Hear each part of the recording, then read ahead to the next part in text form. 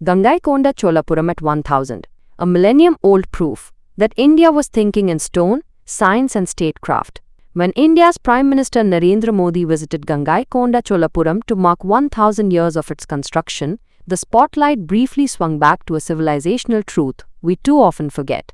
A millennium ago, India was not only spiritually radiant, it was architecturally audacious, scientifically curious, artistically refined, and geopolitically confident.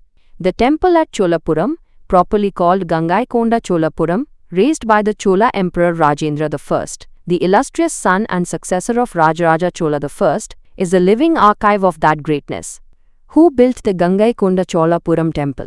Rajendra Chola I, reigned 1014 to 1044 CE, didn't just inherit a powerful state, he expanded it into a maritime empire that touched Southeast Asia. His famed Ganga campaign to the north and naval dominance in the Bay of Bengal earned him the title Gangaikonda Chola, the Chola who brought the Ganges. To commemorate this achievement, he founded a new capital, Gangaikonda Cholapuram, and built a temple that would echo his father's architectural masterpiece at Thanjavur, while carving out its own identity in stone. The temple, not a replica but a refinement. People often compare Gangaikonda Cholapuram with the Brihadishwara temple at Thanjavur, built by Rajendra's father. But that's like comparing two great ragas, related in grammar, different in mood. Thanjavur's Vimana soars in sheer vertical assertion. Gangaikonda Cholapuram's is shorter but broader, more curvilinear, and more sculpturally intricate, a conscious aesthetic pivot from monumentality to refined grace. Architectural highlights that make it unique. The curvilinear Vimana. Unlike the straight pyramidal tower at Thanjavur, the Vimana here rises with a graceful concavity, a softening of form that allows for richer sculptural detailing and a dynamic silhouette. It is both powerful and elegant, a temple of sculptural emotion. The chakras, walls and niches are filled with highly detailed expressive sculptures, Shiva in multiple forms, Dakshinamurti, Vishnu, Durga, Chandesha, and more. The lion well, Simhakeni. One of the most fascinating features is the Simhakeni, the lion-faced well. Tradition holds that Rajendra brought waters from the Ganges to sanctify this site, symbolizing the sacral union of South and North India within a single imperial consciousness. Precision engineering and granite mastery. Carving and lifting massive granite blocks, still among the hardest stones to work with, required sophisticated logistics, knowledge of load-bearing geometry, lime mortar chemistry, and an expert guild system. The temple demonstrates engineering foresight in drainage, foundations, and thermal management, features that modern conservationists still admire. Axial alignment and ritual design. The temple's planimetric precision, alignment of sanctum, mandpas, and gateways, ensures ritual flow, acoustic coherence for Vedic chants, and astronomical sensitivity. Inscriptions as policy documents.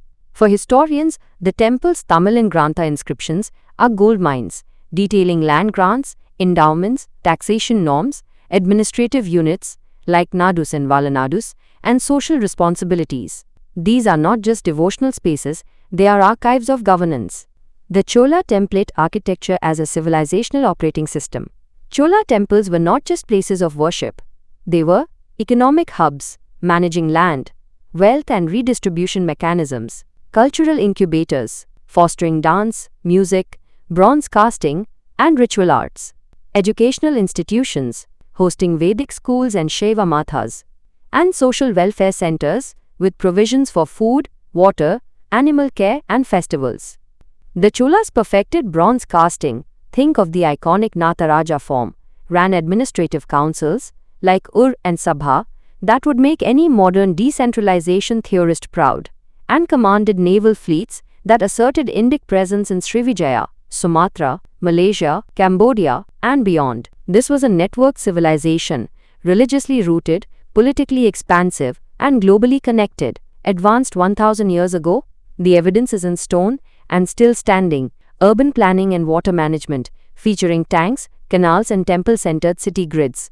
Material science, demonstrated through metallurgy, Panchaloha bronzes, marine architecture, and granite finishing. Transoceanic trade, with China, Arabia, and Southeast Asia, evidenced by ceramics, coins, and textual references. Why PM Modi's trip is significant? When our Prime Minister visits a place like this on its 1000-year anniversary, it's not just a symbolic act. It serves to remind us of our rich history and the continuity of our civilization. Make in India, Digital India, and Atmanirbhar Bharat are not new concepts but rather a part of our ancient legacy. We've been creators, documenters, and innovators from the start, with our ancestors etching policies in stone, lessons from the past. Design thinking. Their temples served multiple purposes: spiritual, social, and economic. Documentation discipline. Inscriptions acted as transparent public records. Sustainability. They built structures that have endured for millennia, a testament to their long-term vision. Conclusion: the stone and the story. As we stand in front of Gangaikonda Cholapuram's Vimana today, we're not just looking at a religious building. We're facing the essence of an empire, the intellect of a mathematician, the skill of an artisan, and the spirit of a culture that transformed power into poetry. Namaste.